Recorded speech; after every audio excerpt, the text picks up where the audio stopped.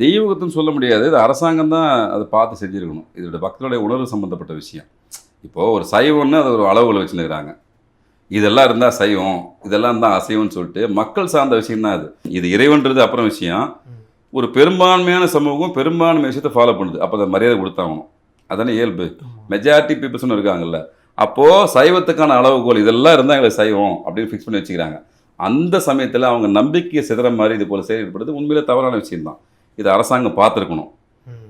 நீங்க சேத்தன்னு சொல்லி நீங்க சாதாரணமா கடந்து போக விஷயம் முடியாது. ஏன்னா அவன் முழு நம்பிக்கையோட இதெல்லாம் அதில இருக்காது அப்படின்றதெல்லாம் உணவுபூர்வமா அத வாங்கி சாப்பிடுறான். அசைவம் சாப்பிடுறவன் தான் அதிகமா அந்த கோயிலுக்கு போறன்றது வேற விஷயம்.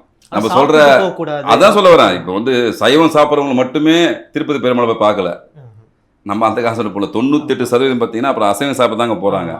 அது வேற. ஆனா உணர்வுபூர்வமா இந்த இடத்துல குடுக்குற பிரசாதத்துல இது முழுக்க முழுக்க சைவமா தான் இருக்கும்னு தான் நம்பி அத வாங்கி சாப்பிடுறான்.